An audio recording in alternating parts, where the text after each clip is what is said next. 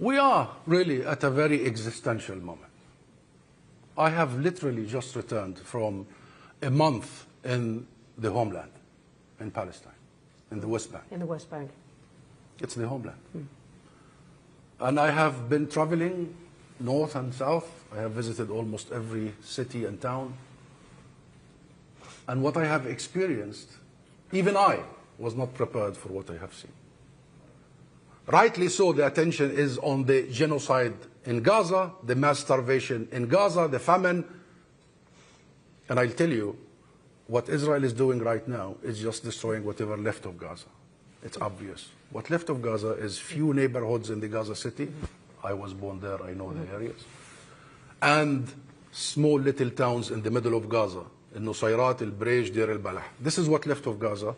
Israel is preparing, as we speak today, to destroy that. So for Gaza, the only option for Israel is complete annihilation, extermination, and pushing whoever left outside. In the West Bank... We can come on to some of those points. I want to hear what you have to say. I'm not accepting all of them. That is the plan. This is not a conflict. It is not a conflict. We must never use the term conflict. This is not a war. War between who and who? Israel would say to that, Hamas and Israel. It would not, I'm speaking for some, quoting some of the members of the Israeli government, not all of them, but it would say Hamas. How do you describe that Israel completely and utterly refuses a ceasefire? A deal is on the table, and you know, and the rest of the world knows that Netanyahu is refusing it. A deal that would see the release of all hostages, the exchange of hostages, a deal that would see the reconstruction of Gaza, and all that you know. Refusing the return of the PA to Gaza, that's a red line for Netanyahu and for Israel. Refusing the Egyptian Arab peace plan and reconstruction, refusing the wave of recognition and the UN, revoking the visa of my president and the Palestinian leadership. You think this is a conflict? If it's a conflict, people always seek to find some diplomatic venues to try and sort things. If it's a war, people would seek to find ways to reach a ceasefire. This is not a conflict, this is not a war. And this, last sentence, this is not about our behavior. This is about our existence. And what I have seen in the West Bank, and please allow me, because it has shocked me to the core what I have witnessed in the West Bank. It is the existence of every Palestinian now that is being at stake. They are after everyone. The West Bank has turned completely into isolated Palestinian ghettos. Each town, each village is surrounded by barbed wires, one gate, one gatekeeper. While the settlements are becoming the center, urban sort of infrastructure of the West Bank, settlers are ransacking everywhere, rampaging, and you follow the settler terrorism on a daily basis. The economic and the financial strangulation of the West Bank has led to a situation of complete suffocation. I mean, 250,000 used to work in Israel, gone. 250,000 work for the PA, no salaries. That's more than half of the workforce. Have you ever seen a situation whereby security is assured without resolving the political issues? I mean, what is this logic? And put Hamas aside. Put Hamas aside. Here we are, for the last so many years, engaged solely, exclusively on diplomatic legal tracks, wanting to seek multilateral forums, wanting to seek recognitions, wanting to shore up the very vision that even Israel claimed to endorse, which is the two-state solution. And the moment we do so, we are described as diplomatic terrorists, and we are sanctioned by the US. And our president and our government officials are disallowed from traveling to the General Assembly. So, last sentence here. No matter what we do,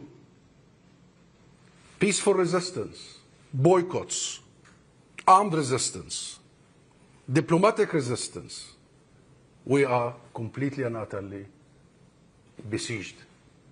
And then the conversation is about Palestinian behavior rather than about the root cause of all this. You know what? Israel will only accept us if we accept our erasure, if we accept to be killed in silence. Yeah. Now, you don't, on this platform, at least, have to make the case for diplomacy. Chatham House is firmly of the view and the principle that diplomacy and negotiation and political settlement is preferable to fighting. And that is something argued down the years here. But I'm still trying to get to this sense of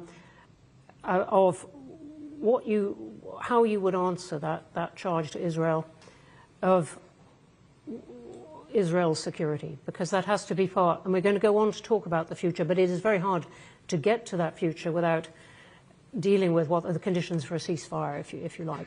How do you say to people in Israel who say we gave it to them for 20 years and we got October 7th? I would say to the Israeli people, focus on the root cause. Understand that without respecting, acknowledging that we have rights too, that supremacy and racism and bigotry does not work. As long as I can talk to them, I would tell them that Fatah, Hamas, this and that are not the cause of the conflict. They are the symptoms. They are the outcome. And we need to focus on the root cause. It pains me when I see hundreds of thousands of Israelis in the streets demonstrating over the years, and the issue of occupation is completely absent. Completely absent. Even in the last 2 years.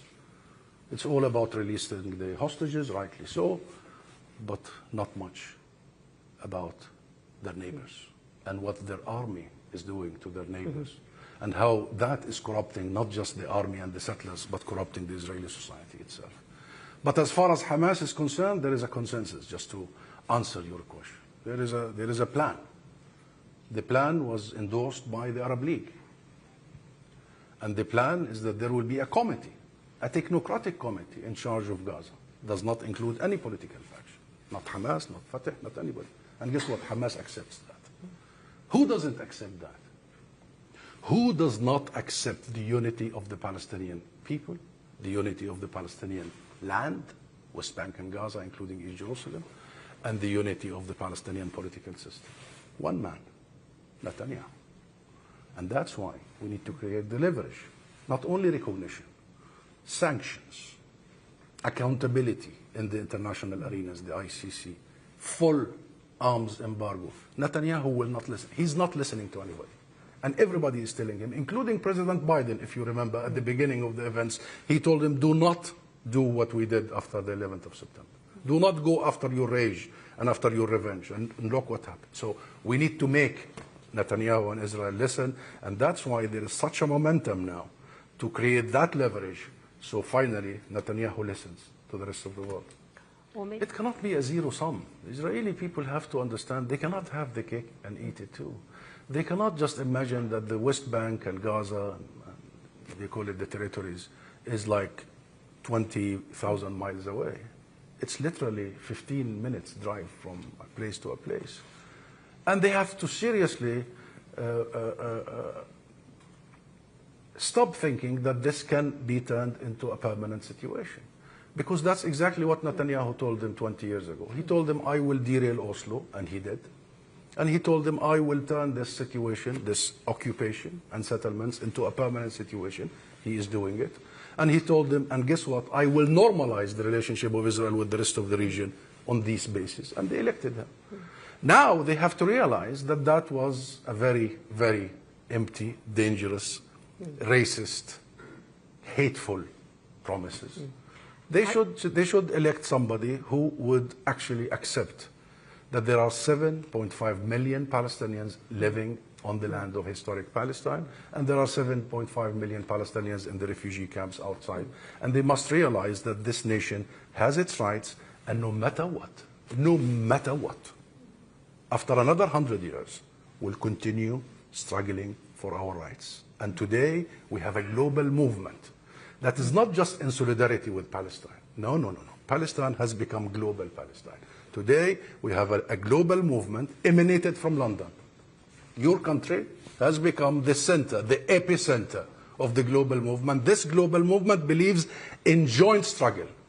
joint struggle. In what sense do you say that London is the centre? You've got big protests on campuses in the US. Very surprising to many people. You've got much of the same over much of the world, including countries which are neighbours in the Middle East. But London has started this whole thing.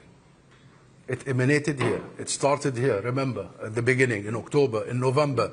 1 million Britons took to the streets in one day. That number, I have to say, is not complete consensus behind it. I was there. All right. I stood. All right. I saw the streets of London. Plus it one. Doesn't matter Yeah. the exact number. Yeah. What matters, London started this movement, and it has the biggest numbers in comparison to any place. And it has a historic relevance because the British people are the most active, the most engaged, the most aware, and the most conscious about the history and the Balfour Declaration and the colonial era, on the one hand. On the other hand, look at the anti-apartheid movement. Draw the similarities. Where did the anti-apartheid movement emanated from? London. There are reasons, historic reasons, present reasons, why London and the UK has always been the epicenter. So when I see that London has become the epicenter for the global Palestine and the joint struggle for Palestine, and Palestine has become a global movement, I am way more hopeful than I am depressed. And without the international community's leverage over Israel, nothing would happen.